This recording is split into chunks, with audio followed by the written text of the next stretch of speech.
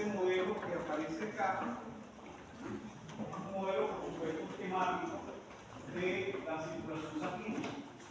Y podemos observar del lado derecho la aorta y en el lado izquierdo la cava. Y acá arriba la circulación vieja autónoma. Nosotros habíamos visto que representar la diferencia de presión en la circulación sistémica, es decir, la presión promedio en la aorta, promedio temporal, como ustedes saben, es un flujo variable, y la presión en la red de la aorta depende del tiempo. Sin embargo, podemos decir acá que estamos hablando de la presión promedio en la aorta menos la presión promedio en la aurícula derecha, que también varía ligeramente con el tiempo. Eso es una diferencia de presión, por eso aparece acá el término delta, que es la letra griega delta, variación, va a ser igual al gasto cardíaco, que es el flujo de sangre por unidad de tiempo que sale a través de la aorta, multiplicado por la resistencia periférica total, que no es más que el conjunto, la resistencia del conjunto de todos los vasos que constituye la circulación mayor. ¿De acuerdo? Y en el caso de la circulación pulmonar, bueno, exactamente lo mismo, el inicio de la presión en la arteria pulmonar promedio temporal, menos la presión promediada en la aurícula izquierda, es igual al gasto cardíaco derecho, que es prácticamente igual al izquierdo, difiere en 1% multiplicado por la resistencia vascular pulmonar, que es la resistencia que ofrece el conjunto de vasos de la circulación pulmonar, de vasos sanguíneos, al flujo de sangre. ¿De acuerdo? Entonces aquí ya podemos ver o asociar esto con la hipertensión. Evidentemente vamos a tener una hipertensión arterial cuando la presión en la aorta y en las arterias periféricas se incrementa por encima de un cierto valor. ¿De acuerdo? O más precisamente hay un rango de valores que definen la normalidad de la presión arterial de un sujeto. Es decir, el sujeto sea normotenso o no lo sea.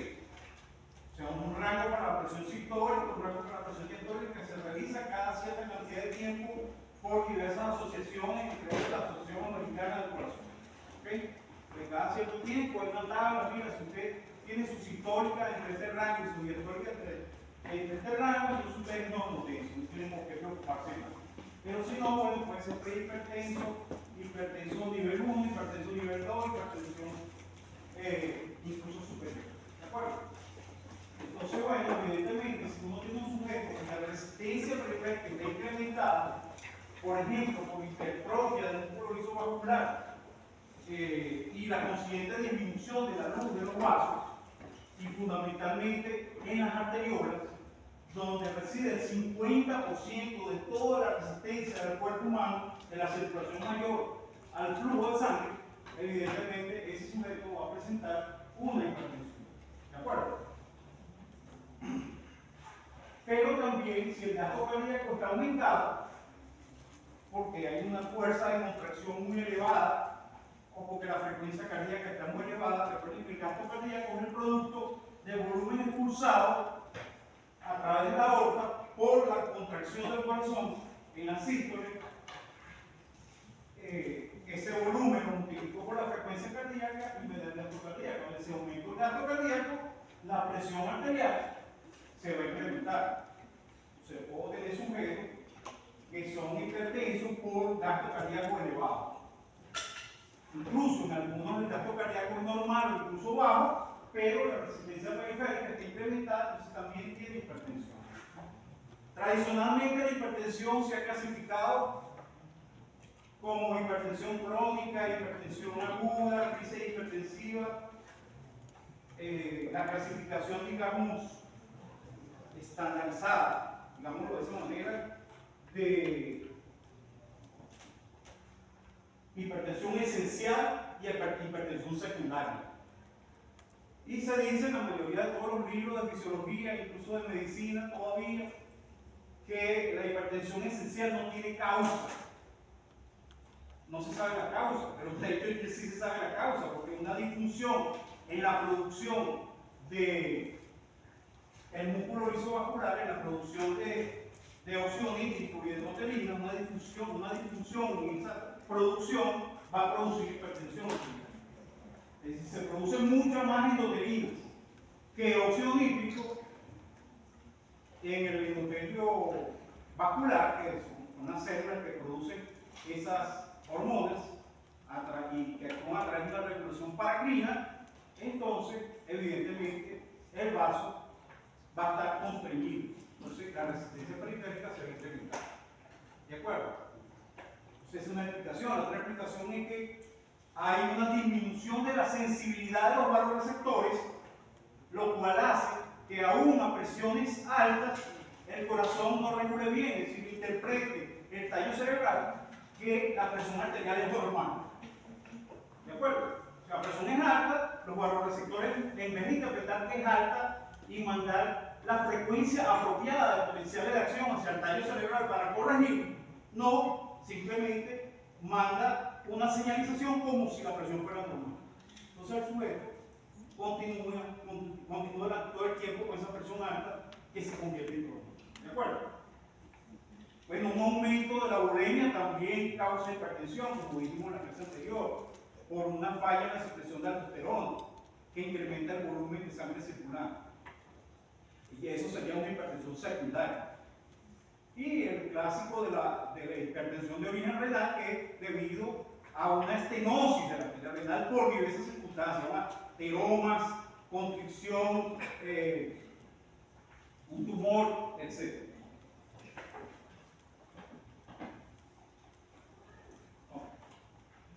¿Está claro que entonces, le respondió a la pregunta sobre la hipertensión? De la clase anterior, ¿quién no entendieron? Rápidamente. Entonces, si entendieron todo, no hay problema. ¿Okay? Bueno, nosotros habíamos visto que existían o existen diferentes unidades para medir la presión arterial. ¿Cuáles son esas unidades? Milímetro de mercurio, centímetro de agua, centímetro de sangre, pascal, kilopascal, libras sobre pulgada cuadrada, etc. Siempre fuerza sobre unidad de superficie. Esa es la presión, por definición. ¿Okay? La presión no es fuerza, aunque a veces en los libros y en los artículos aparece presión como fuerza o como tensión. No. Presión está bien definido, es unidad de fuerza entre unidad de área. Y esa presión, esa fuerza que da origen a la presión es la componente perpendicular de la fuerza aplicada sobre una superficie. ¿De acuerdo? Bien. Entonces me alegro que estemos bien. Aquí nosotros hemos presentado esto como la célula de identidad del sistema circulatorio humano, básicamente del corazón, que está caracterizado por un ciclo presión-volumen que no aparece aquí, pero que lo vamos a ver en la clase de mañana. ¿Okay? El ciclo presión-volumen, este que está acá, ¿okay? Esto tienen ustedes que aprendérselo de memoria. De memoria. Es decir, esta es la célula, verdaderamente la célula de identidad del corazón, donde se registra en el eje vertical la presión del ventrículo izquierdo y en el eje horizontal el volumen ventricular en mililitros. ¿Okay? Entonces aquí ustedes pueden ver las 4 fases del corazón, es decir, la contracción isovolumétrica, volumen constante, después la fase de expulsión, la fase de relajación isovolumétrica y luego la fase diastólica, que tiene 3 subfases: llenado rápido, llenado lento y la sintoía. ¿Okay? Entonces eso tienen que aprendérselo de memoria. ¿Y qué pasa? ¿Qué realmente pasa en el ciclo en cada una de esas fases? Tienes que estudiarlo para poder entender por qué. Pero lo que tenemos aquí no es el gráfico presión-volumen, sino el gráfico presión-tiempo, porque de horizontal aquí el tiempo. Entonces es un ejercicio interesante transformar el gráfico presión-volumen, que se denomina también ASA presión-volumen, a el gráfico presión-tiempo. ¿Okay? Bueno, eso se puede facilitar porque aquí arriba tenemos las fases en las cuales les hablo. ¿Okay? La fase de ciclo auricular, contracción isovolumétrica, expulsión rápida y lenta, relajación isovolumétrica y llenado rápido y llenado lento. acuerdo? Esta fase del ciclo auricular forma parte de la diástole, de este llenado. ¿Por qué? Porque es el último 30% de la sangre de los ventrículos que se obtiene a partir de la contracción auricular, es decir, de la sístole auricular. ¿Está claro que estoy diciendo? El otro 70%, si el sujeto está en una posición normal o incluso acostado, como el corazón está ligeramente inclinado, la sangre entra a los ventrículos por gravedad.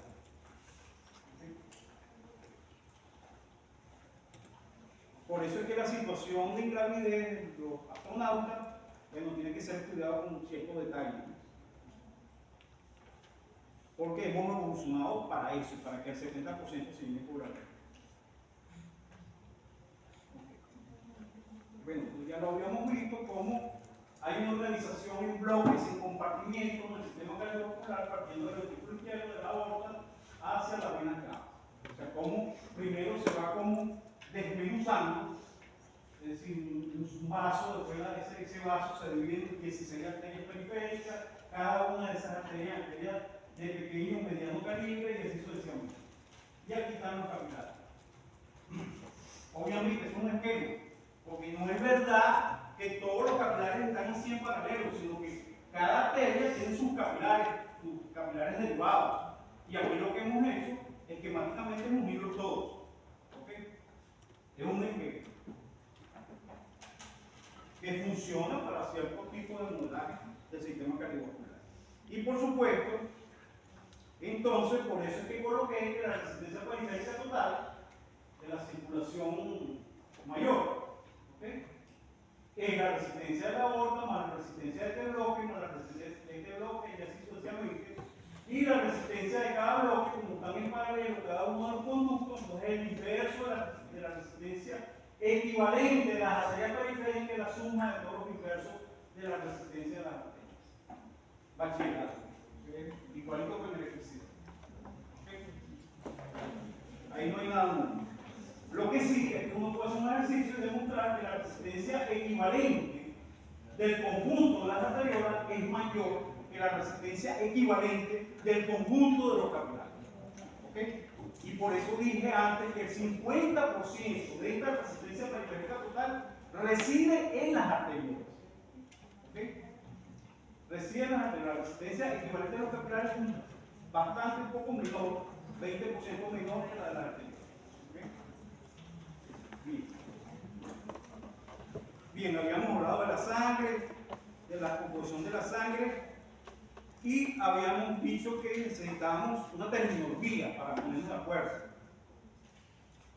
Esta no es la terminología completa que vamos a utilizar, pero bueno, aquí está algunas de las cosas importantes. Por ejemplo, lo que es un fluido incompresible, definido como un fluido cuya densidad no depende de la presión aplicada a él.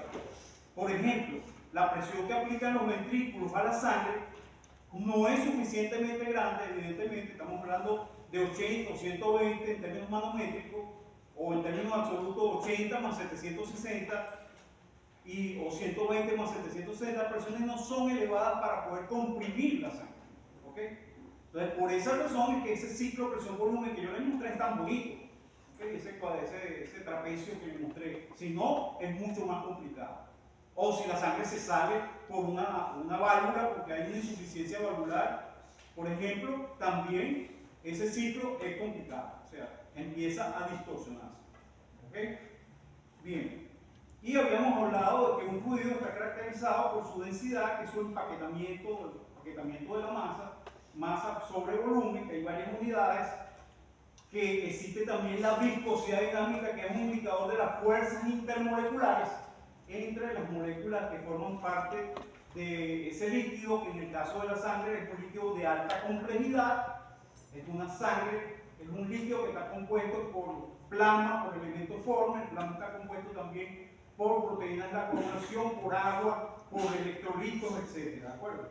Es decir, ese es un líquido complejo y en algunos casos se hace todavía más complejo y se convierte en un líquido anómalo, digamos, o no newtoniano, como se le denomina, cuando fluye. Y esa viscosidad dinámica es importante porque la fuerza viscosa que aparece entre las superficies, entre la sangre y la pared del vaso sanguíneo, ahí aparece una fricción que da cuenta de la disminución de la presión a medida que la sangre se mueve de la aorta hacia la aurícula derecha. Entonces esa fuerza viscosa es directamente proporcional a esa viscosidad que la denominamos absoluta o dinámica, también se le denomina, para diferenciarla de la viscosidad cinemática, que es el cociente entre la viscosidad absoluta y la densidad. ¿Okay? La viscosidad cinemática incorpora los dos parámetros del fluido, que es su viscosidad absoluta y su densidad, es el cociente. ¿Okay? Bien, y fíjense que aquí aparece un término, después lo vamos a ver con cierto detalle, que es la variación de la velocidad con el radio del vaso. Si es un vaso cilíndrico, recuerden que hay un eje del vaso y cada sitio del vaso se puede caracterizar por un cierto radio a partir del eje, como vamos a ver ahora. Y ese cambio en la velocidad del fluido respecto a la posición es lo que se llama gradiente de velocidad. Gradiente, eso se llama en inglés rate, shear rate, creo. No sé si se pronuncia exactamente así. ¿Okay? Shear rate. ¿Okay? Entonces, mucho cuidado con eso, eso es muy importante porque también está el shear stress, que es el esfuerzo viscoso, el esfuerzo de cizalla, que es esta fuerza viscosa dividida. ¿Okay? Aquí yo me equivoqué, aquí hay un error. ¿Okay? Porque la fuerza viscosa va aquí. Fuerza viscosa es viscosidad absoluta por, esto después yo se lo acomodo. O sea, lo que quiero decir es que la fuerza viscosa es directamente proporcional a la viscosidad absoluta. Esto está mal hecho, tengo que acomodar. ¿Okay? Y las unidades de viscosidad es el Poisson, como vamos a ver en el sistema CGS, en el sistema MKS es el Poisson. ¿Okay? Poisson o Poisson en francés y el otro es Poisson, como vamos a ver ahora. Okay. Bueno, esto después yo se lo voy a poner. Bueno, aquí está las unidades otra vez, que le estaba diciendo, el Poisson, en el sistema MKS, en el sistema SGS. Eso después ustedes lo revisan. ¿Okay? No tenemos tiempo para eso. Entonces, en conclusión, la densidad de la sangre oscila entre 1,05 y 1,06 gramos sobre centímetro cúbico o sobre mililitro, y la viscosidad oscila entre 3,5 y 5,5 centicuas. Recuerden que la unidad es el cuas, pero también existe otra unidad que es el centicuas, que es el cuas multiplicado por 100. ¿Okay? Entonces, varía dependiendo de cómo esté circulando la sangre. Y esa densidad uno la puede determinar sencillamente con un densímetro que tiene una pesita acá, un tubo de vidrio con una pesita. Entonces, dependiendo de si baja más o menos el aparatico, entonces la densidad es elevada, la densidad del líquido, o es baja. ¿De acuerdo? Si la densidad es baja, esto penetra más. Si la densidad es elevada, penetra menos. Flotación, sencillamente. ¿Okay? Y eso se utiliza para determinar, por ejemplo, la densidad de la orina también, unos densímetros. Claro, ahorita hay formas más sofisticadas de medir lo que es el densímetro óptico. ¿Okay? Que es una gota de orina y entonces ópticamente se obtiene la densidad. ¿Okay? Bien. ¿Y cómo se comporta la sangre en los vasos sanguíneos? Nosotros tenemos que llenar esta tabla. O sea, después de haber terminado la clase de hemodinamia, esta tabla tiene que ser llenada por ustedes. ¿Okay? Una tabla donde tiene la ley o principio, que por ejemplo el de Pascal, el de Poisson, el principio de Bernoulli, el de Bernoulli con pérdidas friccionales, la tensión de la plaza, ¿okay? Y el número de Reynolds que marca el tránsito desde un flujo laminar a un flujo turbulento. ¿Okay? Y acá la expresión matemática, la condición para la validez de cada una de las expresiones matemáticas, los dibujos y ejemplos, y aquí las aplicaciones en fisiología humana. Esa tabla tiene ustedes que completar. ¿Okay? Bien. Bueno, la sangre cuando se mueve a través de un vaso puede hacerlo de diversas formas. O lo puede hacer los eritrocitos de forma aislada, o lo puede hacer formando un rolo o un cilindro, o sea, los eritrocitos pegados uno con otro, o pueden formar un clúster. ¿Ok? Entonces, dependiendo del régimen, que depende también de la composición de la sangre, entonces vamos a poder obtener una expresión para la variación de la viscosidad en función del volumen del eritrocito. Entonces, la más sencilla, supone que el eritrocito es un esfero, cosa que es falsa, porque el eritrocito es bicóncavo, ¿de acuerdo? Pero suponiendo que es esférico, entonces la viscosidad de la sangre se puede escribir como la viscosidad del plasma por 1 más 2,5 el hematocrito en términos porcentuales, es decir, B igual tanto por ciento del hematocrito entre sí. ¿Ok?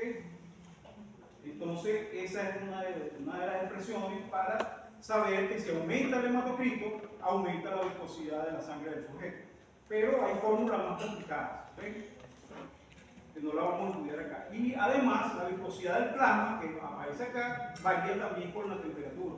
Es decir, la viscosidad del plasma es una constante por una exponencial, por una constante entre la constante universal de los gases entre T.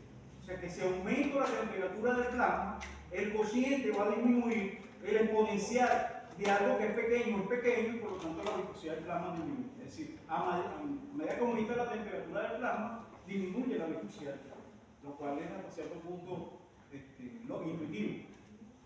Bien. Sí. No, que esa es una sustancia que se utiliza para tratar la leucemia mieloide crónica, y entonces dependiendo de la concentración que tú apliques, la sangre se va a comportar de diversas maneras. ¿De acuerdo? Exacto. Bien, entonces aquí está la velocidad de sedimentación, depende entonces de 2 veces el radio del eritrocito por la aceleración de gravedad por la densidad del eritrocito menos la densidad del fluido, ¿okay? Entre la viscosidad que se acostumbra a representarla por esta letra griega eta o I, y los no vemos acá. Si el eritrocito se supone férrico, pero sabemos que no lo es, entonces esta fórmula hay que modificarla, y hay que modificarla si baja como un rolo, como un cilindro, o si baja los eritrocitos como un rolo. Eso tiene que ser modificado, ¿okay? Pero ¿para qué nos interesa esto? Bueno, porque indirectamente podemos saber la viscosidad de la sangre pasando la velocidad de sedimentación desde aquí hasta el denominador. O sea, paso esto para acá arriba y esto lo bajo. De tal manera que la viscosidad va a ser mayor cuando la velocidad de sedimentación es más chiquita, lo cual es intuitivo también. ¿De acuerdo? Bien, aquí está el cálculo de cómo se obtiene la expresión para la velocidad de sedimentación. ¿Okay? No lo voy a hacer acá, ustedes pueden poner eso en su correo o en su WhatsApp. Y bueno, en cuanto a la viscosidad de la sangre, fíjense que, como yo les había dicho, ella se comporta de manera buena, digamos, newtoniana, en los grandes arterias y las grandes venas. Fíjense que la viscosidad es una constante cuando la sangre circula por las grandes arterias y grandes venas, pero cuando la velocidad, esto es la tasa de, la velocidad de corte, rate of shear, la velocidad de corte, ¿no? Cómo varía la velocidad respecto de la posición, se va disminuyendo, fíjense que la viscosidad va aumentando. Entonces ya en ese régimen es no newtoniano. ¿Okay? ¿Está claro lo que estoy diciendo? Para grandes vasos se comporta de manera newtoniana, porque la viscosidad es constante. Para vasos pequeños, donde esta gradiente de velocidad es relativamente pequeño, entonces es un líquido no newtoniano, incluso puede formarse rolos, cilindros, puede fluir como cilindro horizontalmente. ¿Okay? Bien. Entonces, cuando la sangre circula, por ejemplo, por un vaso cilíndrico, por una arteria, digámoslo de esa manera, se van a presentar varios esfuerzos. Esos esfuerzos se llaman estrés en inglés. Entonces vamos a tener un shear stress, que es la fricción entre las diversas capas de sangre que atraviesan el vaso, que se mueven a través del vaso, o la última capa de sangre y la pared del vaso. Vamos a tener un estrés normal, que es la presión la presión hidrostática, se llama presión hidrostática, aun cuando el fluido está en movimiento por razones históricas. Como esa es la única presión que aparece cuando el fluido no se mueve, se llama estrés normal o presión hidrostática. ¿Okay? Entonces, cuando uno dice la presión del sujeto es tanto, sistólica 120 y diastólica 80, está hablando de la presión que ejerce la sangre sobre la pared del vaso, si está hablando del estrés normal. Pero también hay un estrés tensible, una tensión elástica que aparece en la pared del vaso. ¿De acuerdo? O sea, si el vaso se detiene, entonces evidentemente va a aparecer un estrés tensible acá, como si fuera un resortico. Imagínense que la pared del vaso está compuesta por resortes. Si yo aumento la presión interna del vaso, o sea, la presión de la sangre, si yo lo aumento, entonces se va a distender, los resorticos se van a distender, entonces va a aparecer una fuerza en los resortes, es decir, un estrés tensible. Un estrés en la pared del vaso, que incluso en el caso del aneurisma, ese estrés tensible es el responsable de que el aneurisma termine, si no es tratado a tiempo, con abrirse. ¿Okay? Es lo que vemos aquí abajo. ¿Sí? ¿Está claro lo que estoy diciendo? Perfecto. Entonces, hay varias acciones de esfuerzo sobre los cuerpos, sobre una cavidad, por ejemplo, que puede ser el corazón, una cavidad llena de sangre, el útero, etcétera, etcétera. Un vaso sanguíneo también se puede ver como una cavidad llena de sangre. Varios tipos de acciones que se pueden ejercer, por ejemplo, un vaso sin deformación, una tensión o tracción cuando se jala, una presión o compresión cuando se comprime, una flexión cuando se flexiona, un cizallamiento cuando se desplaza una estructura sobre otra. De ahí proviene el estrés, el shear stress, justamente una capa sobre otra o una capa sobre la pared del vaso, y la torsión. Cuando se tuerce el corazón, por ejemplo, en ciertas situaciones presenta, no sé si ustedes han visto una película, es como que si se tuerce un poquito cuando va a inyectar sangre. ¿Okay? Torsión. ¿Está claro lo que estoy diciendo? Ok, perfecto. Entonces, conceptos importantes es de presión hidrostática y presión cinética.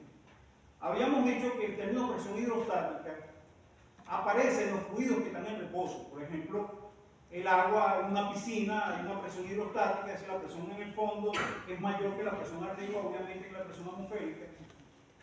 Pero cuando un fluido está en movimiento, también presenta presión hidrostática, cuando hemos dicho, a pesar de que está en movimiento. Ya dije, por razones históricas, porque es la única presión que aparece si el fluido estuviera en reposo. Pero como hay una presión normal, así que está en movimiento, el fluido, entonces hay una presión hidrostática, pero también como el fluido se mueve con una velocidad, aparece una presión cinética, que es la presión con la cual un chorro de agua golpea un obstáculo que está afuera, una hoja de papel, etc.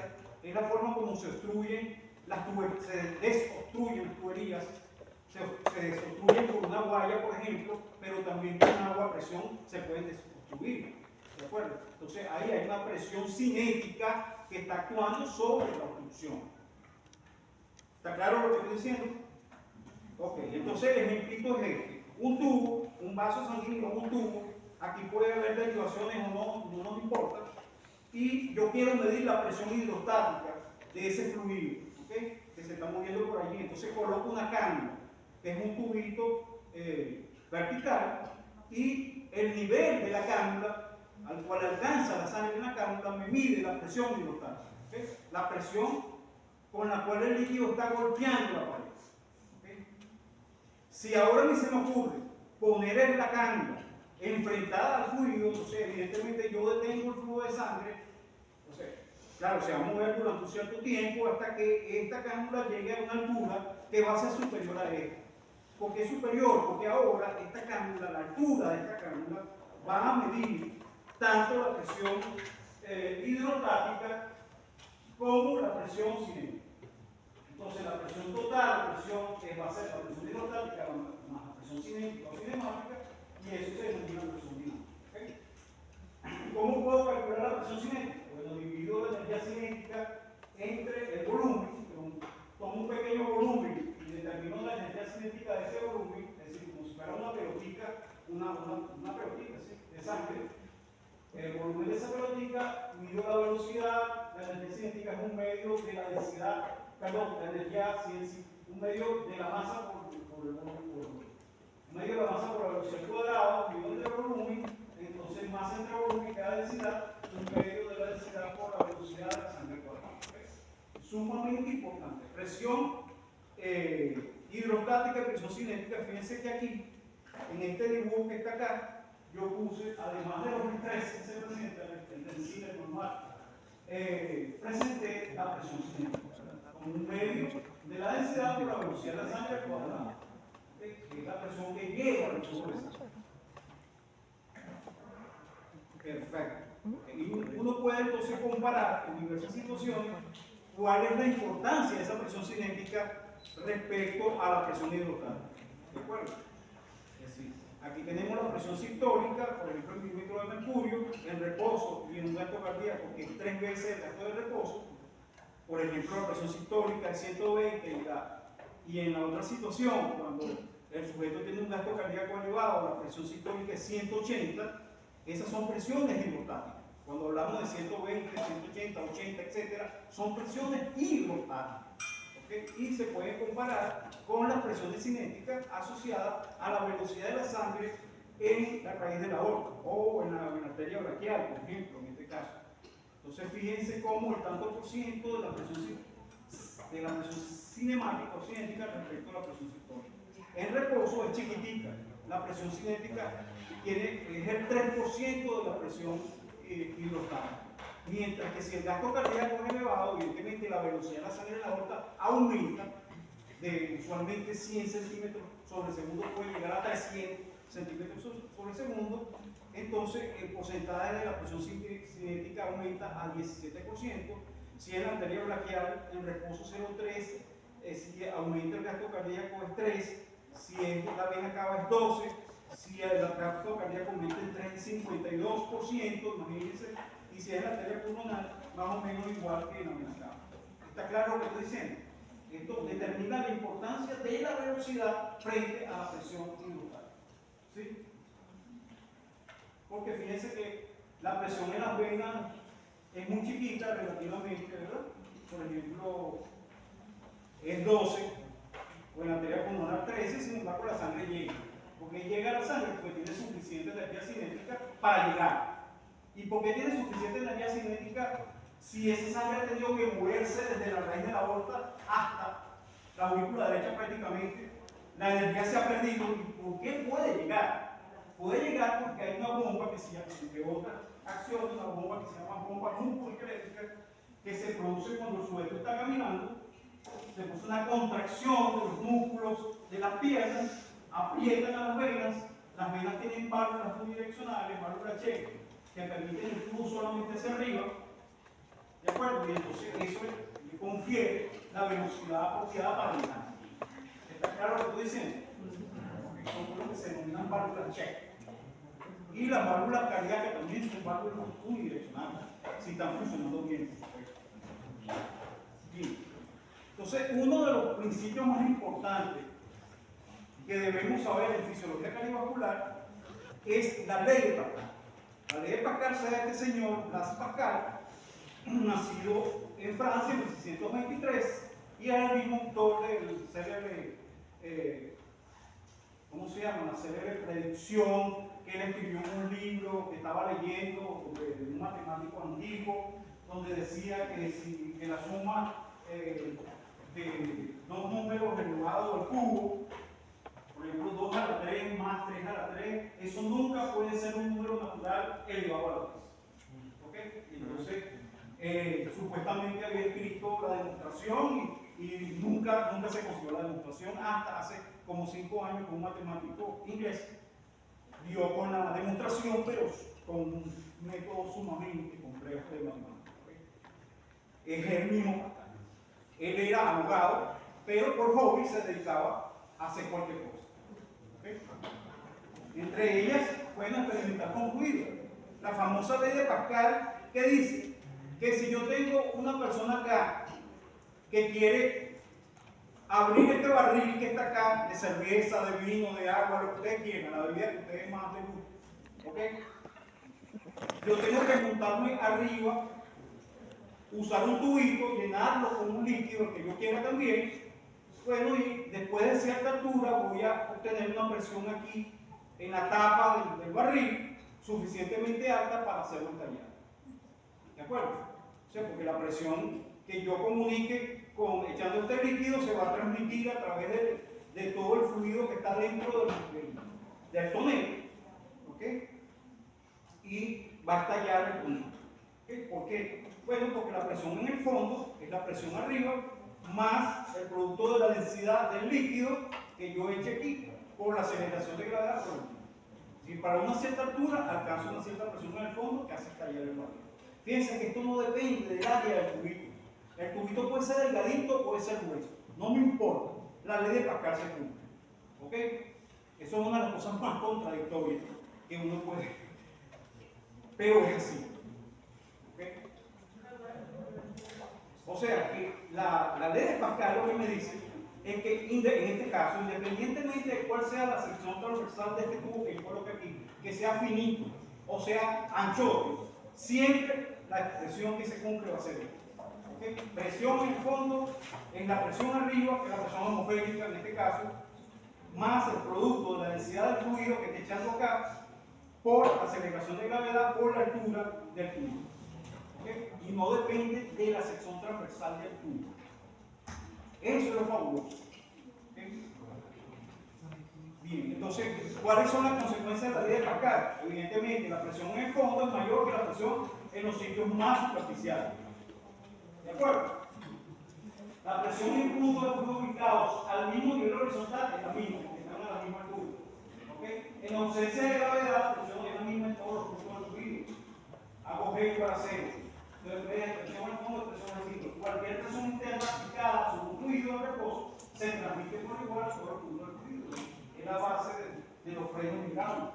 ¿Okay? Aplico una presión, esa presión se transmite a través de todo el líquido y pues freno hidráulico. ¿De acuerdo? Ley de Pascal. Bien, una consecuencia de la ley de Pascal es un principio que no sé si vieron lo que era, que es el principio de Arquímedes. ¿Okay? El principio de Arquímedes es ese principio que le permitió a Arquímedes determinar cuando le llevaron una corona que era para el rey, le preguntaron si esa corona era pura de oro o era una aleación. Entonces, a través del principio de Arquímedes, que es una consecuencia de la ley de Pascal, como está ahí, que después lo revisan, incluso aquí tienen, el problemita está aquí ya resuelto, lo tomé de un libro, él determinó que la corona no era pura. Mira, no, eso no es puro, es una aleación de oro y plata. Están engañando a los reyes.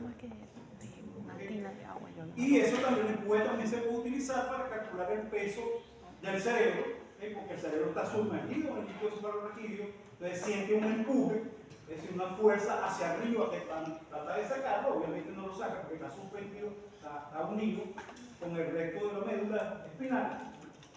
Y entonces, aplicando ese principio, podemos determinar cuál es el peso sumergido del cerebro, que es aproximadamente 50 gramos. O sea, el peso en el aire es 1500 gramos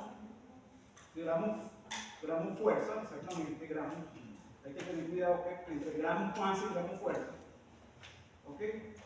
Pero lo cierto es que en el fluido sumergido pesa 50 gramos y afuera en el aire pesa 1,5 kg. ¿Okay? Bien. Entonces, aplicación de los esquís, porque los esquís no se hunden, porque como la presión es fuerza entre áreas, el área es muy grande, entonces la presión es chiquita, porque un mismo bloque si se pone así o se pone así se hunde más así que así, porque aquí el área es más pequeña y la fuerza es la misma que es el peso, etcétera, etcétera, porque las represas son más gruesas abajo que arriba, porque abajo la presión es mayor, entonces tengo que poner más hormigón abajo, etcétera. ¿De acuerdo? Y la ley de los vasos comunicantes, que si ustedes tienen un conjunto de vasos unidos, entonces, claro, ellos van a llegar todos al mismo nivel. Si los tubitos son muy delgaditos, eso no es válido ya, se cumple otra ley, que es la ley de Juvin-Borel, que mientras el tubito es más chiquitito, la altura es mayor. O si la superficie no es horizontal, entonces evidentemente el líquido se va a acumular hacia la parte que está más pegada a la superficie, y es lo que sirve para medir el nivel de los terrenos donde se va a construir. Con un nivel de agua, una manguera de agua, entonces uno va viendo que el nivel de la manguera está más alto o más bajo, entonces rellena para que los dos niveles sean iguales, etc. ¿Okay? Ley de Pascal. Y el gato hidráulico con el cual se levantan los gatos también es ley de Pascal. Bien. ¿Qué pasa cuando un sujeto está en decúbito dorsal o supino, decúbito lateral o decúbito prono o ventral? Entonces, si uno se fija en alguna de las piernas principales del pie, la femoral, etc., entonces las presiones son las mismas. O sea, en este curso vamos a tomar las presiones en esos puntos o en esas regiones iguales. Si el sujeto está horizontal, no importa si está en decúbito dorsal, lateral o lateral. ¿Está clara la idea? ¿Okay? En las arterias. En las arterias. ¿Okay? Bien. O sea, la ley de Pascal, aun cuando inválida estrictamente cuando el sujeto está en reposo, ¿okay? Cuando la sangre está en reposo, pero evidentemente la sangre no está en reposo si no se está moviendo, entonces solamente se puede aplicar de manera aproximada, pero se comporta muy bien, porque cuando uno compara las presiones en las arterias principales y uno hace uso después del principio de Bernoulli, que toma en cuenta la presión cinética, se da cuenta que la velocidad es más o menos la misma y se anulan. Entonces todo se comporta como que si se cumpliera la ley de Pascal. Entonces eso nos permite determinar cuál es la presión en una arteria del pie comparada con la presión en la arteria de la aorta, comparada con la presión en una arteria de la cabeza. ¿De acuerdo? Simplemente utilizando la ley de Pascal como está acá. Por ejemplo, la presión en la vena pedia de 200 milímetros de mercurio. ¿Cómo se calcula? La presión en la raíz de la aorta más DGH. Pero ese DGH son 100 milímetros de mercurio que mete la columna de sangre. ¿De acuerdo? Entonces da 200. ¿Cuál es la presión en una arteria de la cabeza? 60 milímetros de mercurio. ¿Cómo la calculo? Presión en la raíz de la aorta menos el DGH porque la presión en la raíz de la cabeza está arriba y esta zona está más abajo. ¿De acuerdo? Entonces eso da 60 milímetros de mercurio. ¿Está clara la idea? No. ¿Sí o no? No. Es intuitivo. Presión abajo, si está parado, abajo la presión es mayor que la presión en una arteria de la cabeza. Claro, porque toda la sangre está bajando. Entonces, Toda la presión de abajo es mayor que la presión que está una arriba. represa, la presión Abajo es mayor que 200, la arriba presión 60. arriba. La raíz la O o sea, sea, si el estoy por corazón se encima de la fortalece, presión o sea, de como que la la mitad. aorta, la presión es más pequeña. ¿Okay? Obviamente. Bien. Y esto también se puede utilizar para medir la presión manométrica en la aurícula derecha, o sea, la presión venosa central utilizando la ley de Pascal. Esto lo van a ver porque de su libro de medicina interna, etc. Ahí está calculado, ¿okay? Usualmente no lo calculan bien, yo lo calculé. Y hay posiciones que se pueden utilizar para tratar cierto tipo de enfermedades, por ejemplo, la posición del tren de Lembourg, que es esta posición que está acá, inclinada con la cabeza hacia abajo. Entonces, ¿para qué sirve? Mejora el aporte sanguíneo cerebral del paciente en estado de shock o con lipodemia, o sea, desfallecimiento, y ayuda a la circulación para que del entorno, coman un retorno bueno. y así sucesivamente, la posición de Fowler, la posición de semi-Fowler, etc. ¿Okay? Entonces, la posición vertical no es una posición natural, o sea, la posición vertical sin caminar. ¿Okay? La posición vertical natural es la que cambia cuando el sujeto camina. ¿Okay? O sea, si no camina, olvídate, eso termina por desfallecer, porque la sangre se acumula totalmente abajo y la presión cae. ¿De acuerdo? La presión cerebral cae, el flujo cerebral cae, no hay oxígeno ni nutrientes en el cerebro, el sujeto se desfallece para liberar la presión. ¿Okay? ¿Está claro lo que estoy diciendo? Mañana siéntate en una silla. Estás haciendo mal.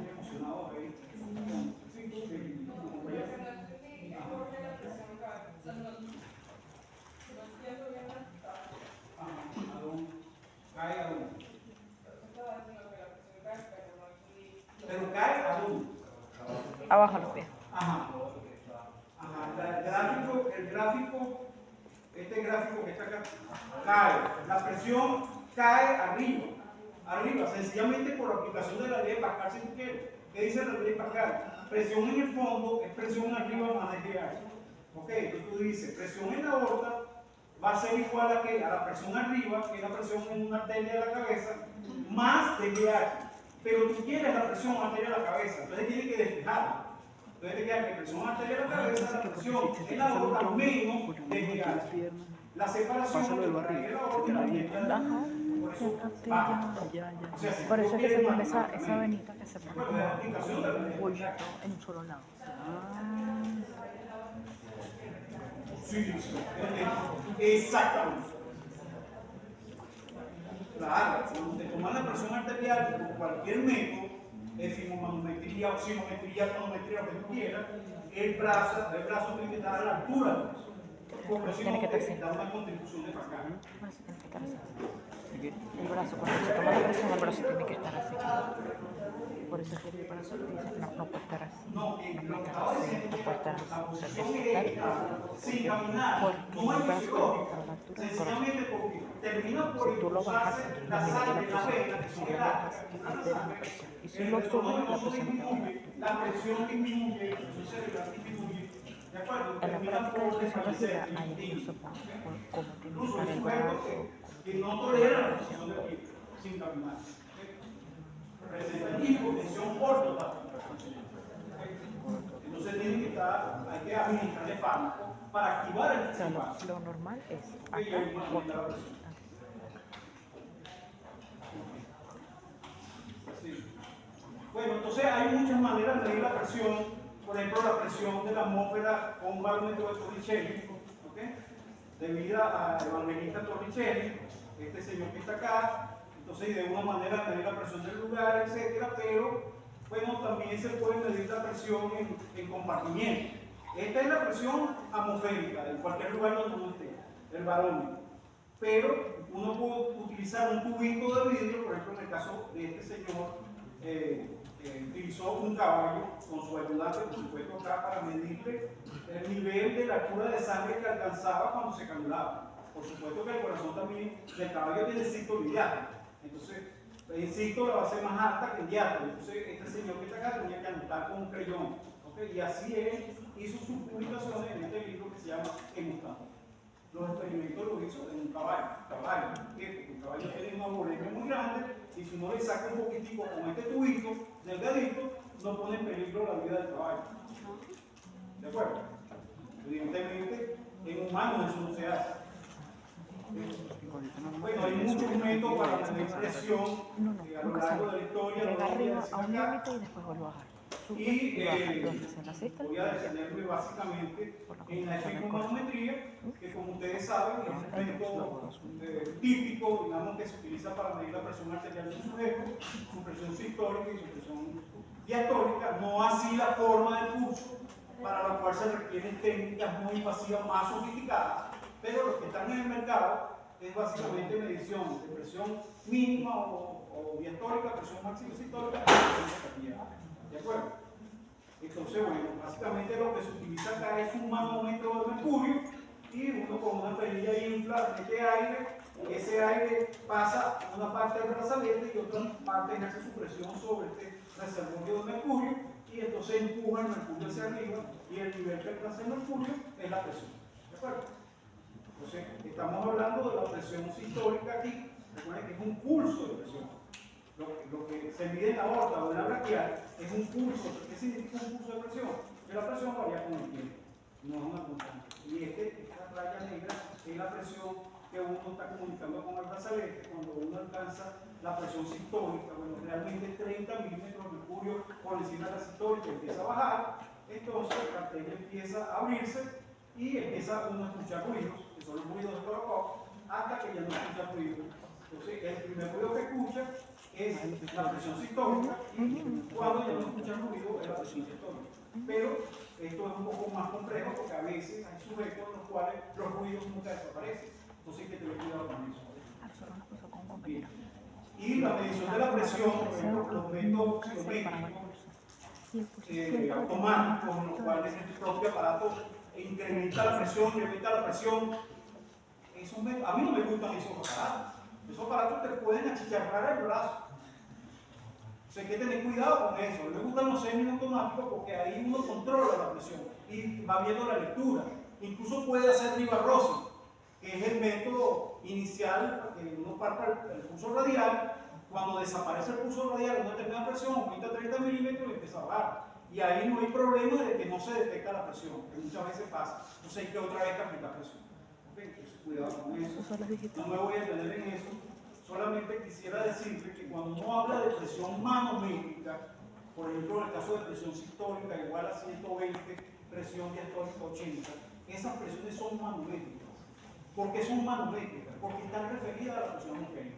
La presión absoluta con la cual está presente la arteria en ese caso, en cada caso hay que sumarle la presión a nivel del mar, 760 milímetros a 120 y a 180.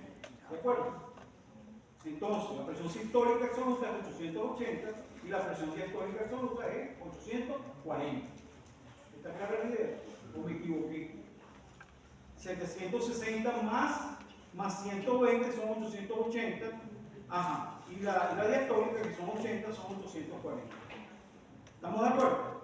Esas son las presiones absolutas. Pero el manómetro que nosotros utilizamos, sea de mercurio, sea aneroide, sea como sea, está calibrado a presión atmosférica. Es decir, el extremo está sellado a presión atmosférica.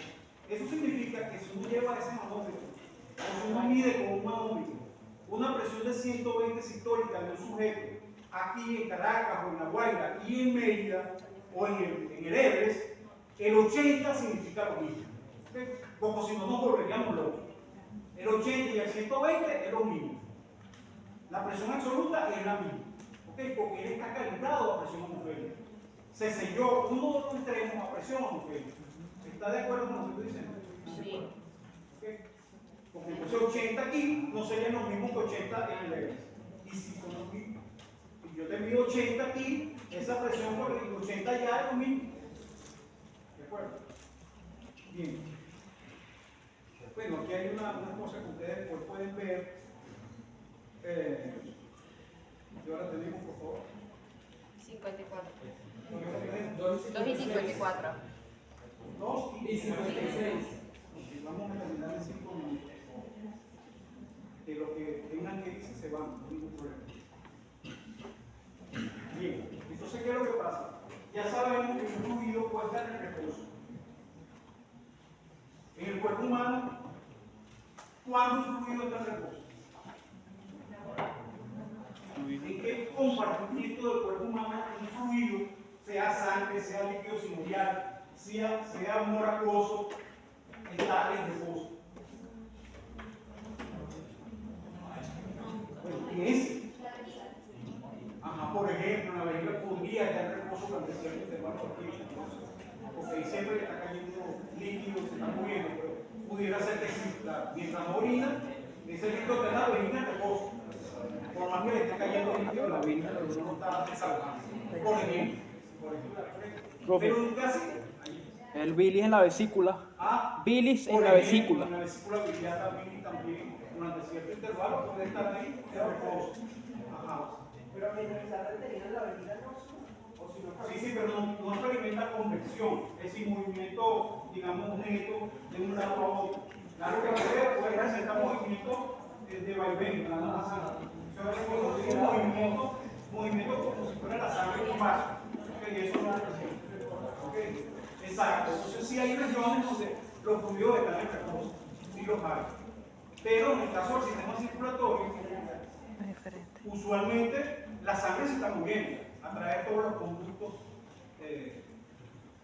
del cuerpo, los conductos sanguíneos, los vasos sanguíneos. Entonces, cuando el fluido se mueve, entonces hablamos de un flujo, está fluyendo, se está moviendo. ¿Okay? Entonces, uno tiene que clasificar los tipos de flujo. Entonces, se ha convenido en clasificarlo en flujo de tipo laminar y flujo de tipo turbulento. Esa es la clasificación más sencilla. ¿Okay? O sea, en el caso del tipo laminar, uno supone que el fluido se mueve como láminas.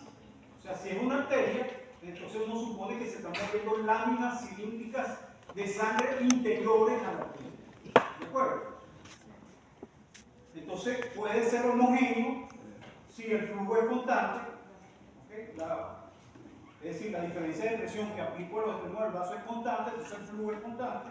la velocidad no depende del tiempo ni de la posición, no hay viscosidad, eso se presenta en ese caso, cuando un fluido que no presenta viscosidad, pero la pregunta es, ¿qué fluido no presenta viscosidad? Esa es una pregunta que hay que responder. Esos fluidos que no presentan viscosidad serían ideales, pero no existen realmente.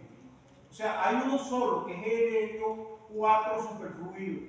O sea, el helio enfriado casi a 0 grados Kelvin. Pero de resto, todos los fluidos presentan viscosidad. O sea, que eso es teórico. Pero podemos tener un flujo laminar estacionario, como el que se mueve a través de una arteria, si la diferencia de presión que le aplicamos es constante. Entonces, el flujo es constante, la velocidad no depende del tiempo, pero sí depende de la posición, como vamos a ver, y hay viscosidad. Y el flujo también puede ser variable. Por ejemplo, el flujo que comunica el corazón bombeando sangre, evidentemente la presión que hay en la raíz de la aorta es un pulso, como ya les dije, un pulso de presión que sube, presenta un pico que era el pico sistólico, y después la parte diastólica. ¿De acuerdo? Entonces es un pulso, una presión variable en el tiempo. ¿De acuerdo? Entonces es un flujo variable. ¿Sí? Como lo decimos acá. Ahora, el flujo puede pasar de laminar a turbulento cuando la velocidad de la sangre se hace muy grande, se incrementa. Entonces, cerca de un cuadro, donde la luz disminuye en una bifurcación, etcétera, etcétera, el flujo, y puede formar coágulos cuando la sangre pasa a través de una bifurcación, o sea, de una división arterial. Entonces aquí se presenta un flujo turbulento que destruye el glóbulo rojo, se produce una hemólisis, se liberan sustancias que promueven la formación de coágulos en la sangre, o por supuesto también puede reventar el vaso. Entonces tenemos ACV obstructivo, ACV hemorrágico, etc. ¿Okay? Bien. Entonces, este sería más o menos la figura. Flujo laminar. Entonces las láminas de fluido, y realmente hay que representarla como láminas cilíndricas, pasan de este régimen a un régimen turbulento. Entonces uno grafica el flujo versus la diferencia de presión, entonces uno ve que un flujo laminar aumenta linealmente el flujo cuando aumenta la diferencia de presión. Aquí le ponen gradiente de presión, pero es equivocado, es la diferencia de presión, porque el gradiente de presión es como varía la presión con la longitud, con la posición. Entonces hay que tener cuidado. Para una cierta velocidad crítica de este fluido, entonces se pasa a un régimen turbulento, en el cual ya el comportamiento no es este, incluso esto no está bien, esto tiene un comportamiento no lineal. Aquí parece como que es otra línea recta, pero menos inclinada. Realmente no es lineal esta parte. Esto hay que corregir. ¿Okay? Pero lo cierto es eso. Entonces, el paso de régimen laminar a régimen turbulento se conoce, ese paso, ese parámetro, ese número que mide cuando se pasa de laminar a turbulento se llama número de Reynolds. El número de Reynolds alto significa que hay una alta probabilidad de que el régimen pase de estacionario de laminar a turbulento. Y bajo, entonces se mantiene en un régimen laminar. Por ejemplo, en la sangre, cuando el número de Reynolds está alrededor de 1000, entonces estamos próximos a que la sangre pase de régimen laminar a turbulento. Y hay que tener cuidado. Muchísimas gracias.